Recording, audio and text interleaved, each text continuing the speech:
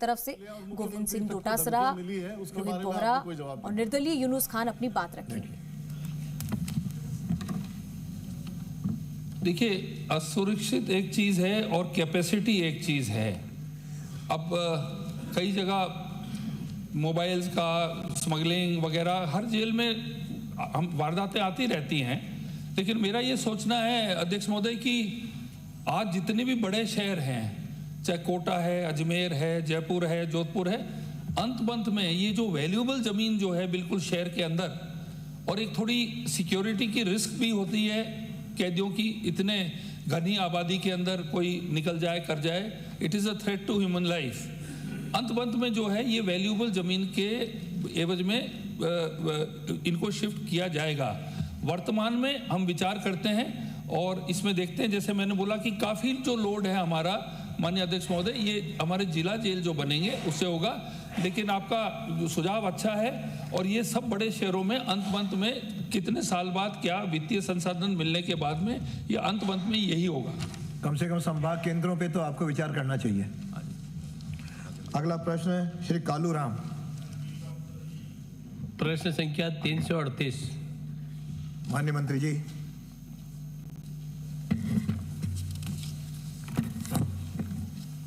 क्या यह सही है कि सरकार द्वारा विधानसभा क्षेत्र डग में शमशान कब्रिस्तान के विकास एवं रखरखाव के कार्य करवाए हैं?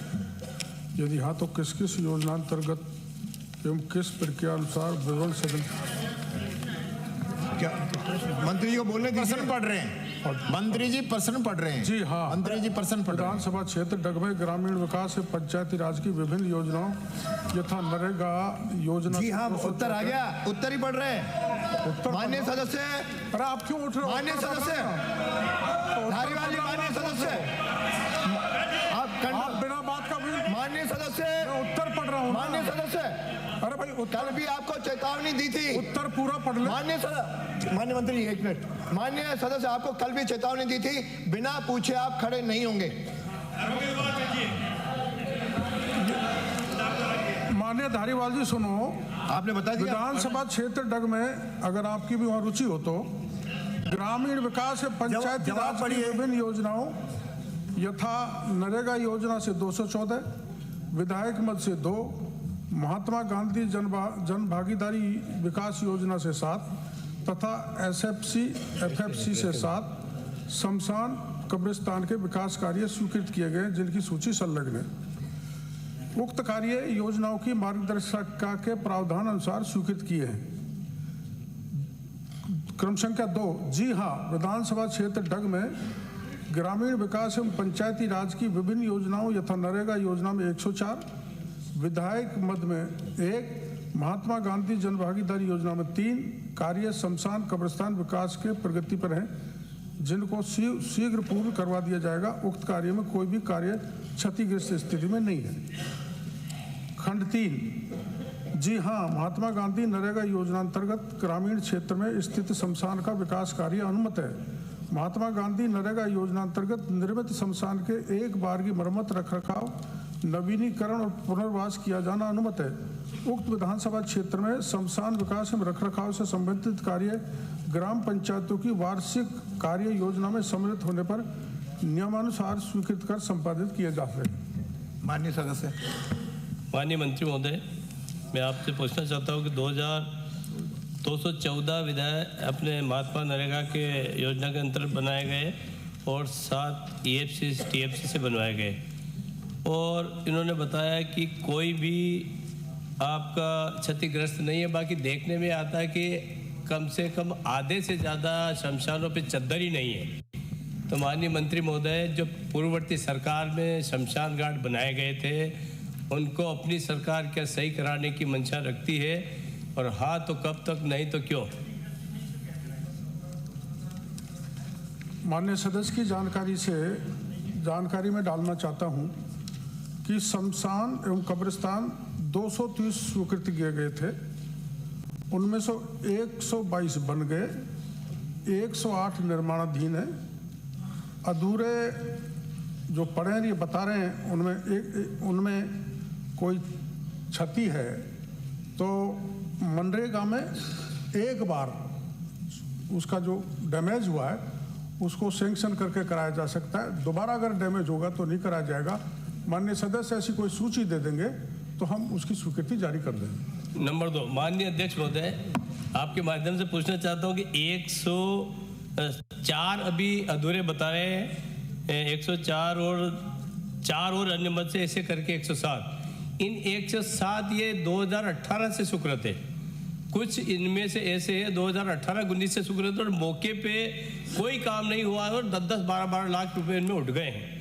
क्या जिन पंचायतों ने ये राशि उठा ली है उनके खिलाफ हम कोई कार्रवाई करेंगे, या कोई अधिकारी या कोई जेटीए ने जो गलत एमबी करी है तो उनके खिलाफ उनके कोई कार्रवाई अमल में लाई जाएगी?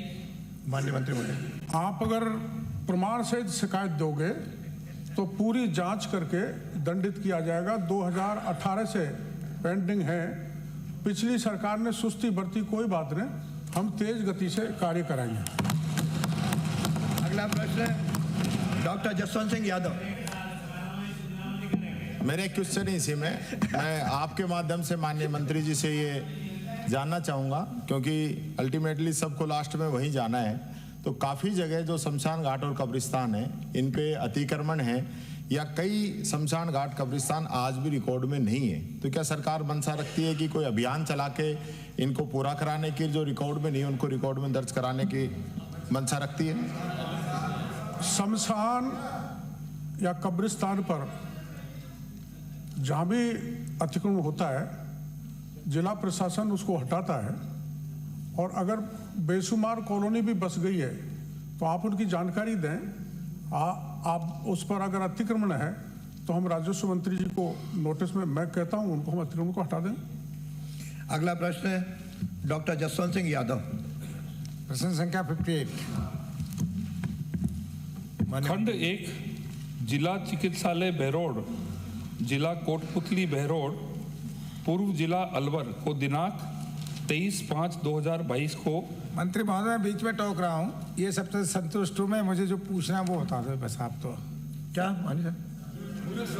मान लिया आपने? मान लिया, चलिए बैठिए। सप्लीमेंट्री पूछिए।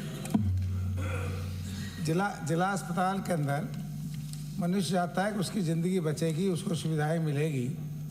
तो हमारे बहरोड का जो जिला अस्पताल है शायद पहला ही जिला अस्पताल हो सकता है जिसके अंदर सिटी स्कैन नहीं है, जिसमें एडवांस लाइफ सपोर्ट एम्बुलेंस नहीं है, अल्ट्रासाउंड मशीन नहीं है, एमआरआई मशीन नहीं है, और डिजिटल एक्सरे मशीन कभी आई थी वो भी ख़राब पड़ी हुई है। तो मुझे तो स्पेसिफिक ये बता दें कि जब जिला अस्पताल है और उसके अंदर नॉर्म्स में आता है ये सब सुविधाएं होनी चाहिए, तो ये कब तक आप उसके अंदर अवेलेबल करा देंगे? बस मेरा यही सवाल है। माननीय मंत्री जी।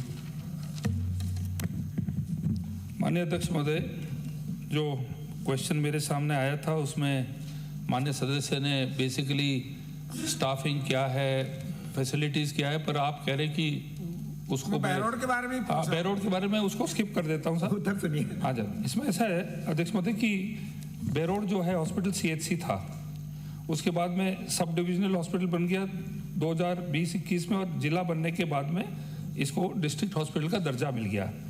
अब इसमें ऐसा है कि अभी जो लगभग 41 करोड़ रुपए जो है वो खर्च होगा इनको सब डिविजनल हॉस्पिटल की स्टेज में लाने के लिए, और वो जनवरी 2025 तक काम उसका कंप्लीट हो जाएगा। मैं जो आप जो प्रश्न पूछ रहे थे उसका मैं एक सिंपल कंपैरिजन जवाब देता हूं कि सब डिविजनल हॉस्पिटल के अंदर 125 बेड होते हैं, उसके बाद में आपका 34 करोड़ जो है फरवरी में आ जाएगा आपका। मंत्री जी माफ करना, ये तो आप दे चुके हैं। माननीय सदस्य उत्तर सुन लीजिए फिर आप पूछिए। आपको दूसरी बार मौका दूंगा। एक बार आपका जो कार्य है 2 स्टेजेस में होगा। फर्स्ट टू कंप्लीट SDH, और उसके बाद जो 34 करोड़ आएंगे उसमें आपको डिस्ट्रिक्ट हॉस्पिटल में ले जाएंगे। अब जो सब डिविजनल हॉस्पिटल में 125 बेड होते हैं, इनके पास अभी हो जाएंगे जनवरी तक, और डिविजनल हॉस्पिटल बनेगा तो आपके हो जाएंगे 150 बेड। OPD आपके बनेंगे 12, और जैसे डिस्ट्रिक्ट हॉस्पिटल बनेगा वो हो जाएंगे 18, तो 12 आपके जो है जनवरी तक हो जाएंगे। 3 ऑपरेशन थिएटर आपके जनवरी तक हो जाएंगे। उसके बाद में जैसे डिस्ट्रिक्ट हॉस्पिटल बनेगा तो 5 हो जाएंगे। लेबर रूम की 8 टेबल्स से 10 टेबल्स हो जाएंगी। मातृ नवजात शिशु केंद्र 21 बेड से 31 बेड्स हो जाएंगे। ऑक्सीजन जनरल प्लांट आपके लगेगा, मेडिकल गैस लाइन सिस्टम लगेगा, BPHU जो कि एक लेबोरेटरी है जो अपने सब CHCs के अंदर, सब ब्लॉक, हर ब्लॉक के अंदर जो राजस्थान के अंदर है उसकी स्वीकृति आ रही है फेज मैनर में कि जितने भी अपने पंचायत समितियों के अंदर CHC है उसमें अगर 2 CHC हो वो एक अलग चीज है, 1 CHC। BPHU क्या होगा कि 75 लाख रुपए का भवन बनेगा, 40 लाख रुपए की उसके अंदर आपके अंदर मशीनें आएंगी और 12 स्टाफ जो है आपका होगा, वो एक लेबोरेटरी होगा। अल्ट्रासाउंड, ब्लड टेस्ट, आपका CT स्कैन, एक्सरे, ये सब होगा। तो आपका BPHU बनेगा, पर जैसे ही आपका डिस्ट्रिक्ट हॉस्पिटल बनेगा ये IPHL बन जाएगा, जो हर डिस्ट्रिक्ट हेडक्वार्टर के वो एक बहुत बड़ी लेबोरेटरी बन रही है। वो